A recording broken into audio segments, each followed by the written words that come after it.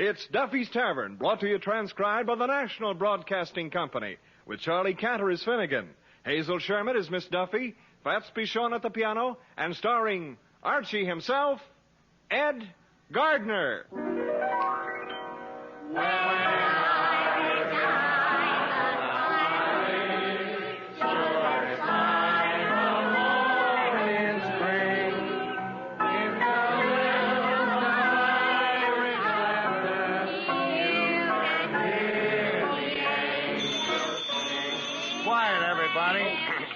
Hello, Duffy's Tavern, where the elite meet to eat. Archie the manager speaking. Duffy ain't here.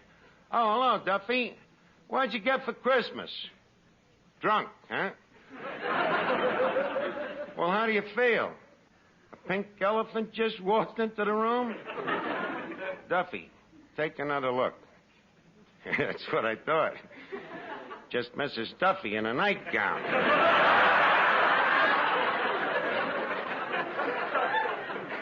Yeah, well, it's the end of the holiday season, Duffy. By the way, the new 1952 calendar just arrived. Oh, yeah. Some pictures on it. You ought to see January. Real hot-looking blonde, you know, wearing one of them skimpy ski suits. What a pair of skis. Huh? February? Let me see. February's even better. She's peeled off her coat. Let's see here. Holy cat. March. Her hat's gone and her skis have disappeared. I just can't wait to see what happens in April. A Boy Scout rubbing two sticks together.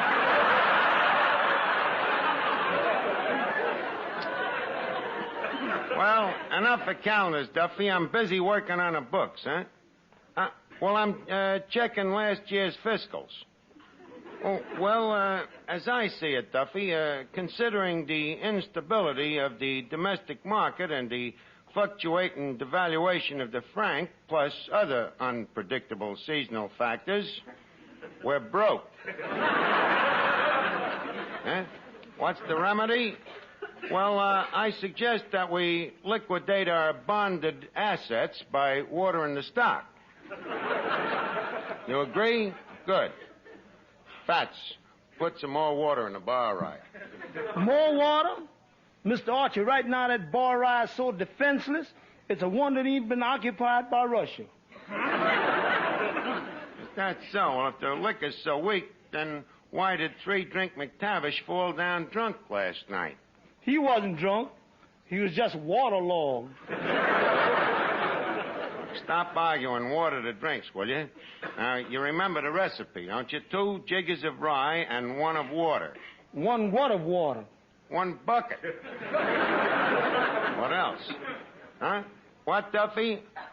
Well, do you want me to use brains or do you want me to be an executive? Huh? Either what or else? Look, don't try to intimidate me, you baboon. Goodbye. Archie, I wish you wouldn't use such language to Papa. Baboon? No, intimidate. Intimidate? What's such language about that? You know very well any word over 3 syllables. Papa thinks you're swearing at him. Oh, yeah? Well, in the future, I'll keep it down to 2 syllables. 1 for each head. The nerve of that monster. Either what or else. When I think of what I've done to improve this place, the brains that I've used up. You heard me, brains. Oh, no? Look, who invented the idea of lowering the stools at the bar so that the customers feel small if they only order 1 drink? And who thought of the idea of sticking numbers on their backs so when they fall face down, their wives can identify them? I did, but do you ever give me 1 iota of gratitude? Huh? Who's swearing at you? Gratitude only has 3 syllables. Look, Duffy, what's the use? We despise each other. We can't stand the sight of each other. So Why don't I just quit while we're still friends? Huh? Okay, pay me the $15 salary for this week and I'm finished. Huh? Just a second. Miss Duffy wants to talk to you. Hello, Papa. Yeah, that's what I say. Good riddance. What, Papa? Oh, just a minute. Papa says, which would you rather have? A check for $15 or $14 in cash? Cheap chiseler, I want $15 and not a penny less. Hello, Papa. It didn't work. What? Yeah, Papa, that's a good idea. Archie. What? He says, will you take $12.50 and a reference? I'll take $15 and a reference. Hello, Papa. Oh, you heard what he said. Archie. Yeah? Papa says he's very fond of you. Uh-huh. And he'd like to help you get more money on your next job. Uh-huh. So he says if you'd be willing to settle for $10, he'll say in the reference he was paying you $20. Give me that phone. Duffy, ain't you ashamed of yourself? After 11 long years of sweating me nose to the grindstone for you, how can you do a thing like this? You're the kind of a guy that'd try to squeeze blood out of a tulip. Huh? Okay, I'll put her back on. Hello, Papa. What? You've changed your mind? He has it coming to him. All right, Papa, I'll tell him. Papa says go ahead and sue. And that's just what I'm going to do. Fats, remind me to contact me lawyers. Flyshacker, Bushwhacker, Millstone, and Briggs. Just as soon as I get back from Honolulu. As soon as you get back from Honolulu? Yeah. How you planning to go to Honolulu? How do you think? On a westbound halibut? No, I ain't going on no westbound halibut. I'm going on the SS Lurline on A deck.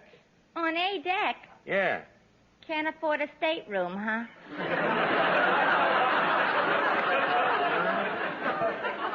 For your information, I'm going over in the bridal suite. The bridal suite? Yes, sir, I can see myself already. Relaxing in a perfume bubble bath, dousing myself with tropical scented powder, getting into me soft, fluffy bed in me silk pajamas. And bending over to kiss yourself goodnight.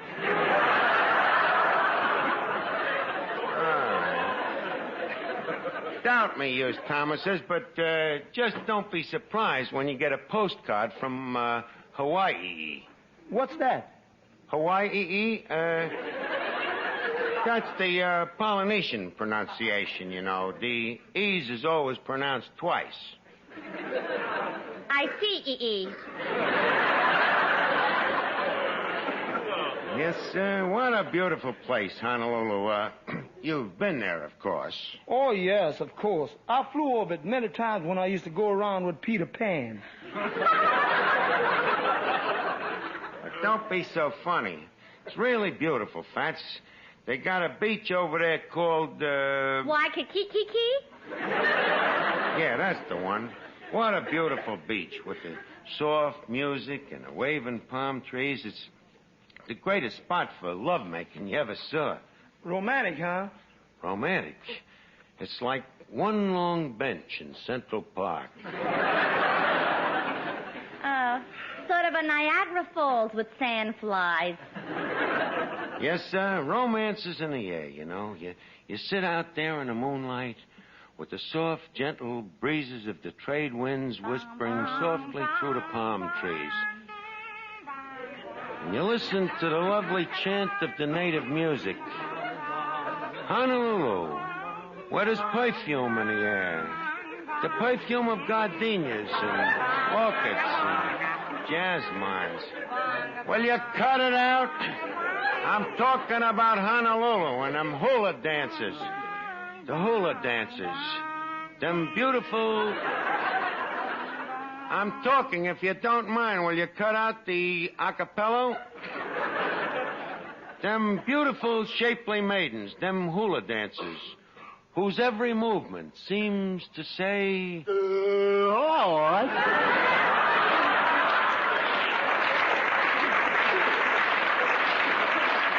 Hello, Finnegan. Look, hey, do you have to open your big mouth just when I'm surrounded by a bunch of beautiful hula dancers? Oh, sorry, Arch. I'll drop back later when you're alone. Well, girls, nice to meet you. Girls, look, Finnegan, the hula dancers have disappeared. Oh, they disappeared? Yeah. How much of a check did they clip you for? Finnegan, stand still a minute. Huh? Okay. Now shake your head. Okay. Feel better? I can't tell till the rattling dies down. Yeah, that seems to have done the trick. Well, good. The bells sound much clearer now. Fine. Oh, yeah, them round, pear-shaped, golden tones. Yeah. Now, as I was saying, there I am in me suite at the Royal Hawaiian, surrounded by 12 beautiful hula dancers. And the way I'm throwing me money around, they think I'm King Kamula Mula. Say, Arch. Yeah? You sure you ain't hearing any bells? Finnegan, don't be ridiculous. You see, Finnegan, you're a little different from the rest of us, and... As I said, you're different from the rest of us. Finnegan, did you hear anything then? No, Arch, no. Maybe you better shake your head. Look, Finnegan, enough of this conversation. Quick, your surfboard, it went that away. Oh, hey, wait for me, fellas. Oh, wiki, wiki, wookie. Archie, what's all this nonsense about Honolulu? Where are you going to get the money for a trip like that? Who said anything about money? I get the trip free. For what? For winning the contest. What contest? The slogan contest, of course. You mean you wrote a slogan, and if the slogan wins a prize, you get a trip to Honolulu? That's right. I didn't realize that. I better go pack your ukulele. Archie, what do you know about writing slogans? What did Grandma Moses know about oil painting? Nothing, yet it didn't stop her from painting the Mona Lisa. Say, Arch, is that the slogan you're counting on to win the trip to Honolulu? Well, no, the Hawaiian slogan's different, you see. The Honolulu contest is one of them kind where they announce the winner on the radio, sort of. To win it, you have to tell why you like Honolulu. Now, listen while I read you me prize-winning slogan. I like Honolulu because when I land on the island of Honolulu, I hope I land a honey that's a Lulu.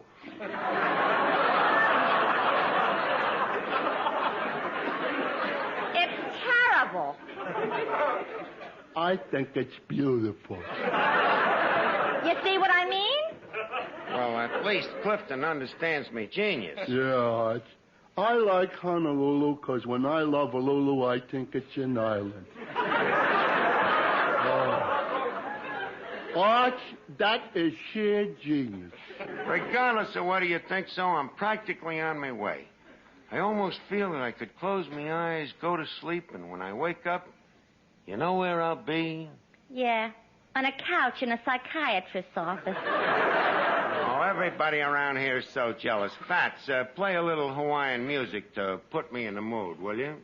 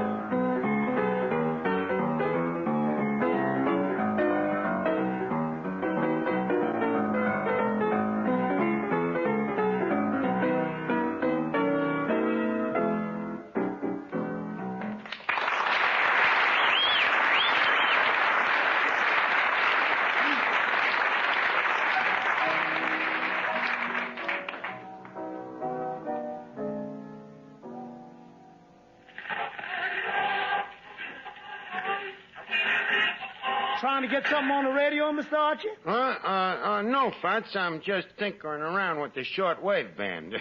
I'm kind of an amateur ham, you know.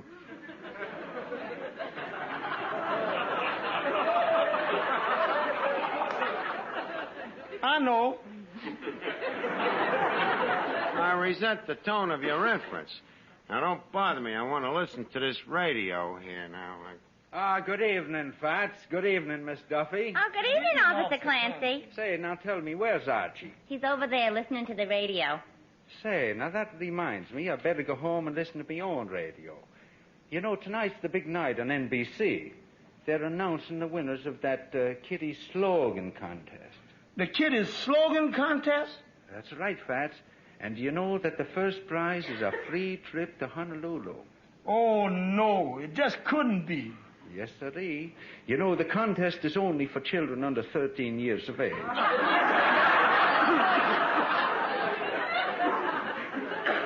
And my little nephew has high hopes of winning it. Uh-huh. And I think I know another little kitty who has high hopes of winning it. Well, is that so? Well, as I always say, may the best child win. Well, good night, everybody. Good night, Officer Clancy. Oh, Archie. Yeah, Miss Duffy. What station are you trying to get there? Oh, no special station. Just fiddling around with the super heterodyne here to see if the rheostat is picking up any static. Why don't you try to get NBC? Why should I? Is NBC trying to get me?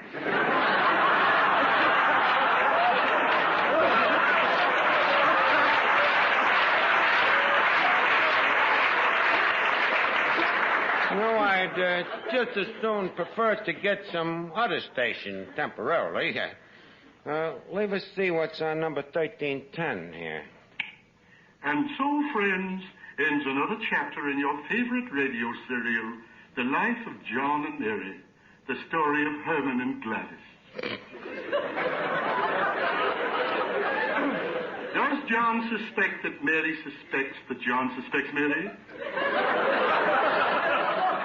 What will John say when he looks in the laundry chute? Tune in tomorrow and find out if two run-of-the-mill people can find happiness running a mill. Boy, what a program. I just can't wait to hear the finish of it. Hey, Fats, quit twisting that dial, will you? And here is a big treat for you moviegoers. Coming soon to your neighborhood theater, another spectacular production by David O. Goliath, the man who brought you Fireball, the man who brought you Cannonball, and now he brings you his greatest triumph, Matzo Ball.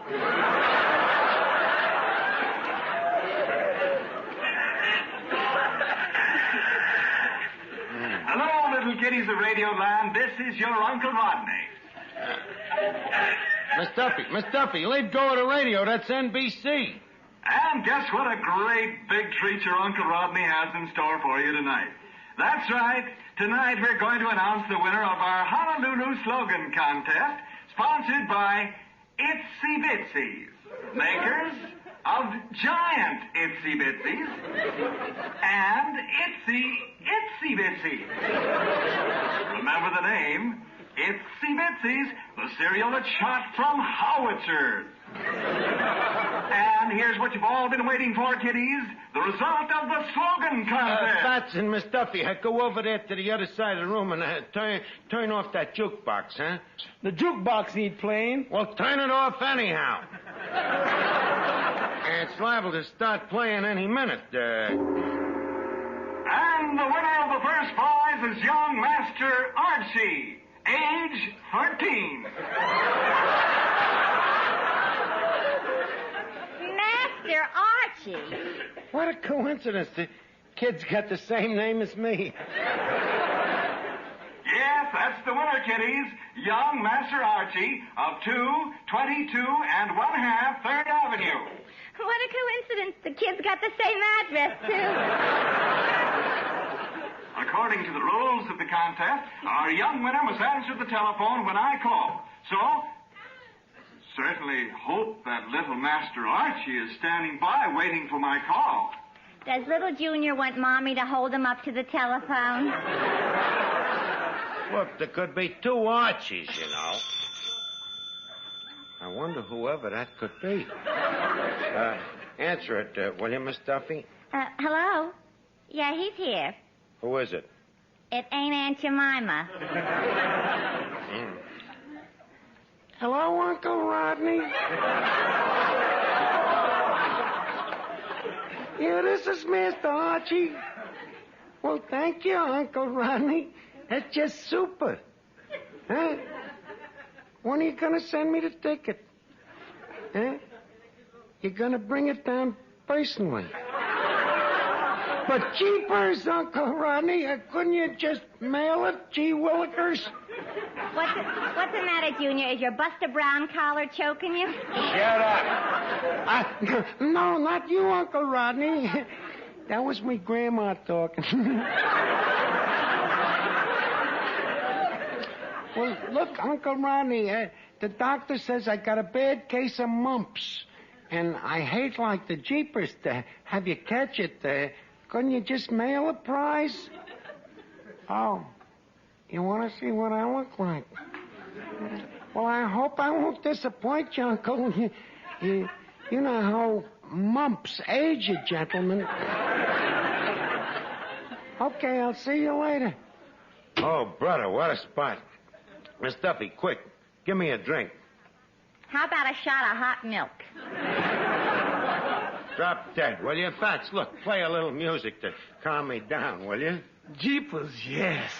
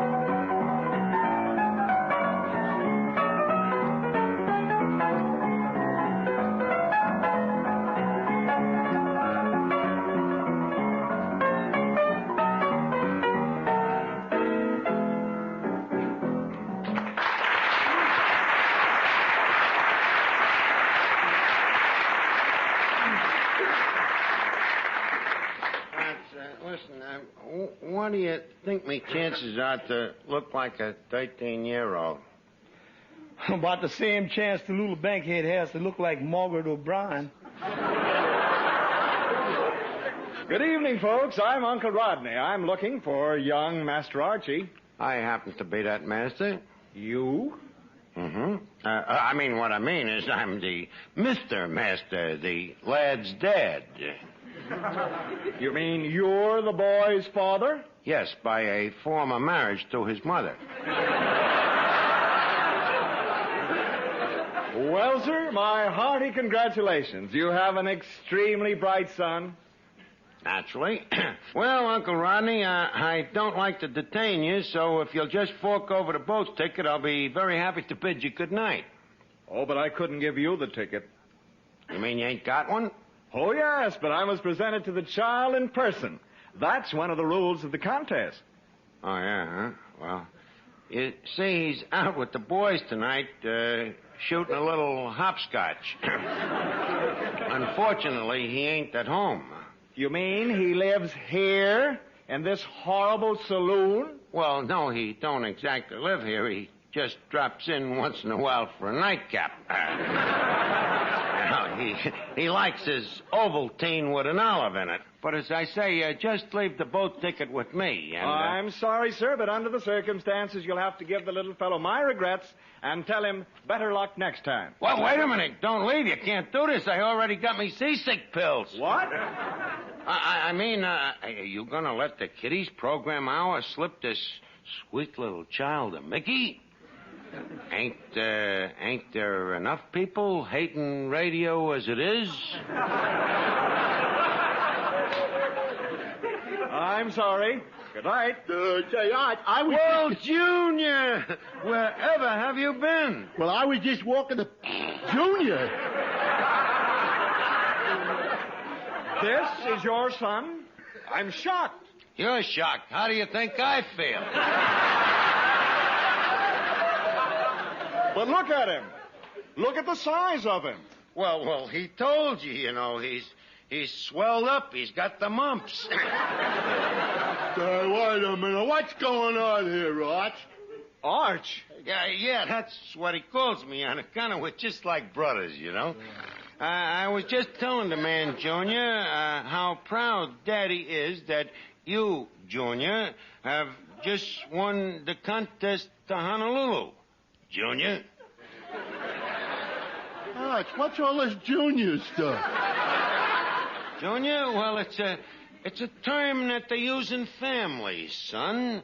I was just telling the man here that you are my junior. Well, so you're Master Archie. How old are you, young man? Me? 31. Uncle Rodney, he means 13.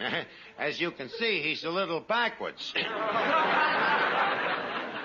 He's slightly troubled with amnesia. Amnesia? Yes, loss of mind. Look, Junior, tell Uncle Rodney to quit horsing around and quick give you the ticket, huh? Give me a ticket. What is this guy, a cop? I don't know whether this is a 13-year-old kid acting as an idiot or an idiot acting as a 13-year-old kid. Well, to a guy that runs a children's program, I should think that would be obvious. Now, stop the stalling and give the kid the ticket. Very well. As I say, there are certain rules to this contest that must be observed. Now, number one, young man, do you eat itsy-bitsy breakfast cereal? Oh, boy, do I? 6 plates at a time. I eat them every morning before breakfast.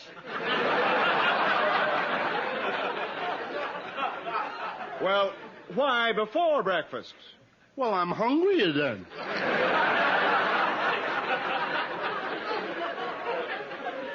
Well, that takes care of question number one. Now, question number two. Will you quote the winning slogan you submitted?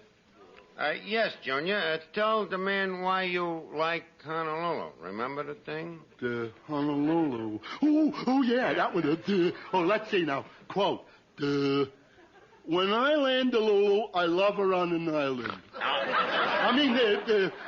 When I love an island, I landed on a Lulu. Boy, it's a good thing I memorized it, huh? Well, Uncle Rodney, when does Junior start for Honolulu? In 1956. That's 5 years from now. That's right. By that time, he can buy his own ticket out of his old age pension. Good night, gentlemen.